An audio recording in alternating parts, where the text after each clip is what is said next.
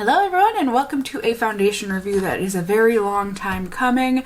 I remember when this product first released. I'm pretty sure it was in the summer because that's why I didn't want to test it yet. I was scared that it was too hot. My skin and my body were just too hot for this foundation to handle. This hydrating foundation, this moisturizing makeup from Estee Lauder. This is the Estee Lauder Futurist Hydra Rescue Moisturizing Foundation with an SPF of 45 in it. I do like seeing that. It is $50, so it is very expensive. I mean, it goes with the Estee Lauder name. At least that's what I remember of them. I used to exclusively use Estee Lauder foundation when I was growing up because that's what my mom used, and so that's what she got me, and I loved it. I actually feel like it was probably through college that I used that foundation, you know, until I started getting into and testing out more beauty products. But it looks like, at least on Sephora's website, there are 28 different shades available. Hopefully I can find some arm swatches. I mean, just based on the tiles, it looks like maybe it's lacking in the middle. It looks like there's not very many tan medium shades. Looks like there's quite a bit to choose from if you have light skin, and it's hard for me to say. There's at least a handful of deep skin tiles here, but hard for me to say based on that. This is going to have a radiant finish with medium coverage. It's going to be plumping. I don't know why they included the lips there, but it's also, like I said, got SPF in it, which is great. And yeah, it's going to be flawless and breathable on the skin. It's got Estee Lauder skincare in it, so that's what's going to make your skin be plump and radiant. It also says it's good for all skin types, normal, dry combo, and oily. These are the highlighted ingredients that are going to nourish, soothe, and hydrate. And yeah, they're really emphasizing the hydration here. There's a reason that's in the name. It's gonna hydrate all day, allegedly. It's gonna cover up any and all imperfections we want it to. Medium to full coverage, lasts 12 hours. And to use, shake it up and blend it into the skin, so easy peasy. I got the shade 1 and 2. Hopefully it'll be a good match for me. I don't know. I always try my best, but sometimes I screw up. So let's see how I did with this Estee Lauder foundation. It has been a minute. Ooh, that actually, at least next to my hand, it looks like it's going to be a really good match. So hopefully, let's hope that I did not just jinx myself there. It looks like it's in one of these squeezy bottles, but I'm going to assume there's a pump on it just because it's Estee Lauder and it feels like that's what it would be. You all know me. I'm going to be testing today with a brush on half my face, a sponge on the other half, no primer, glasses on. For the fellow glasses wearers of the world out there, here is my skin. I've got some blemishes like always. And here is this tint. Yes, it does have a pump on there, and we are just gonna get to it. So it has been shaken. Now let's see. It sounds like the pump is going to work. There we go. It is quite liquidy. Let's see the kind of coverage. Oh good, did I pick the right shade? We love to see it. Let's see how far this product can go, shall we? Let's see how much coverage we can get with the brush here. I'm hoping a decent amount. I mean, it looks like it blended in flawlessly into the skin. That was very easy to apply, very nice. It certainly evened things out and gave coverage, not a ton, but certainly to a degree. So let's see if the sponge is gonna shear this out a ton. I hope not, but let's just see if we get different results. I can definitely smell the sunscreen in it. It's not offensive, but it definitely is there, so that's reassuring that I am getting my sunscreen. Even though you are supposed to not rely on foundation for sunscreen, I still think it's nice that it's in there.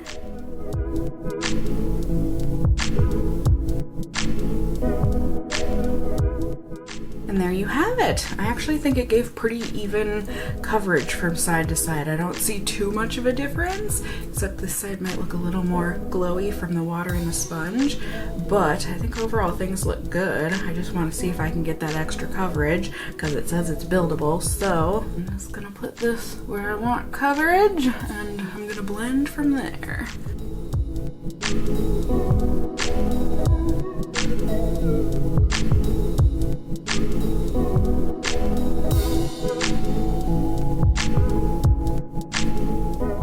And there we have it. fact, there is the foundation. I think it looks really nice. It definitely looks like I'm wearing foundation, but I think it looks like a nice lightweight foundation, at least for now on the skin. We will see. I'm sure a powder will help, but it does look not necessarily dewy, but certainly dewy. If that makes no sense, Cassie. Don't try and make it make sense. But I do think it looks nice. It covered up my blemishes. It's not completely full coverage, I don't think, but I do think it almost got there, and I am very happy with the way that it looks right now and the way that it feels. It feels very lightweight. I hardly feel like I have anything on my skin at the moment. So I am gonna go ahead, wear this throughout my day, give it a testing, and I will show you the results at the very end of the night.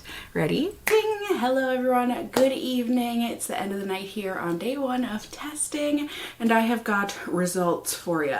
And I'm actually curious about the results too. I haven't looked at my face yet, but we can do that together. So it looks pretty okay. I mean, it looks like a shiny foundation. I don't think it looks heavy. I think it's just been a minute since I've worn an actual foundation rather than a skin tint, but it doesn't look like it cracked really badly, and the places that it faded, it looks like it did so really gracefully. I was certainly noticing that when I would touch my face throughout the day, like if my nose itched or something, there was definitely foundation coming off with my oils, and once my oils started coming through on my face, it definitely feels like the foundation is not super secure. So I'm actually surprised it looks as good as it does and that it's as intact as it is. This makes me very excited to keep on testing it in the further days with primer and whatnot and concealer, and I'm excited to show you guys those results as soon as I get them. So I will see you with those results in just a second here. Ready? Ding! Hello everyone, good evening. It's the end of the night here on day 3 of testing, and I have got those results that I promised you all here for you to view and listen to me talk about. So let me show and tell you about them. On day 2, I went ahead and used my Skin Ink primer as well as my Milk Flex concealer, a brush and a sponge, and no layers of foundation. I did also use the concealer second so that you could see the foundation just on its own once again. Why? I don't know. I just felt like it, I guess. But everything, you know, went on very nice and easy. Application was great once again, and I just needed a little bit of concealer on top of things to conceal the more heavy-duty stuff, especially since I only went in with the 1 layer of foundation that day. I thought everything looked beautiful, great looking, a nice satiny, dewy base, and looks natural, albeit like foundation. So it's not like anyone is going to think this is your actual skin when you have it on, but I do think it looks like a nice foundation, you know what I'm saying? And throughout the day, throughout wear, it felt lightweight. However, I was noticing some fairly significant transfer onto my fingers whenever I would touch my face, just, you know, lightly scratch my nose or something. But at the end of the night, I was pleasantly surprised. I thought it looked good. It was quite shiny, a bit shiny, but there was a graceful fade overall, and it was just a little dry looking around my mouth. It did, however, once again wipe off with my finger, so that's, you know, never great to see.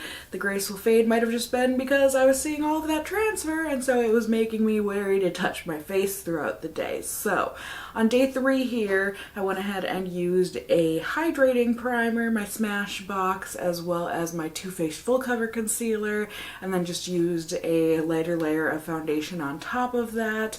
And once again, I thought everything looked really nice after I had just applied it. Everything blended and applied very nice and smooth and lovely. And as I said, I just think it has a nice looking finish to it on the skin. But throughout the day here, once again, it has been lightweight, it has been very comfy to wear, but whenever I touch my face, even just a little bit, I'm noticing transfer onto my fingers, and that's never fun. And I mean, at the end of the night here, looking at my face, you can just see, especially around my mouth and my nose, where, you know, it gets touched the most. My nose, because I guess I have an itchy nose, and my mouth, because my boyfriend's here. So smooches have been had, nothing crazy, but just light smooches, and the foundation, it looks like it has pretty much come off around my mouth. So it just, I don't know, my friends. This is one of those ones that I want to love it. I think partially because of nostalgia, in that I used to use Estee Lauder all the time, and then also partially because in the beginning it looks so good, and it can look mostly good at the end of the night, but it's all seemingly kind of circumstantial.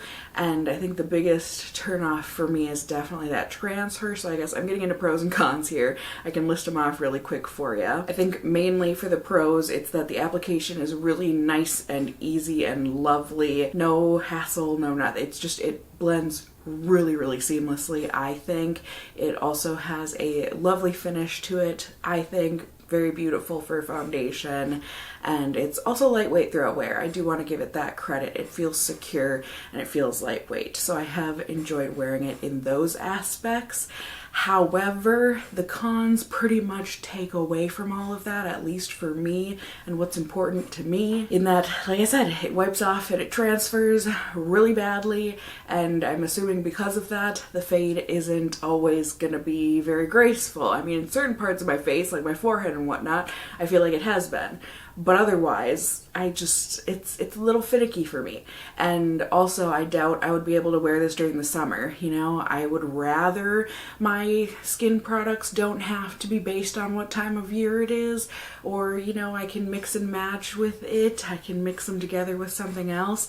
But this one, I just feel like it would make anything I normally love turn into a transfer problem, and I don't love that. So this one's probably gonna be a bit, like I said, I think it's the nostalgia. I have a thing with nostalgia. What's that about? But I'm probably, this is a no for me. This is a pass for me. I want it to be a win, but I can't argue with the results here. So I hope it was helpful for you guys, even though it's late coming at you. Like I said, I know the product has been out for a long time now, but I've been curious to test it out. Sorry, my memory card filled up there, but yeah, I'm just rambling on at this point.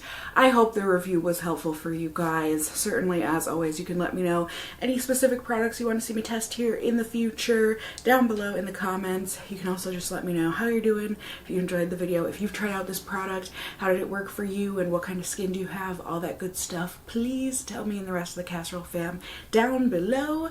You can also let me know if you enjoyed the video by giving it a thumbs up down below. I would really appreciate it. And if you're new here, hey, hi, hello, how are you? You can go ahead and subscribe, tap the notification bell down below, and become a member of my casserole family here on my channel. I'd love to have you here. And as always, I just hope you guys are all doing well. And until next time, just stay well until then. Bye!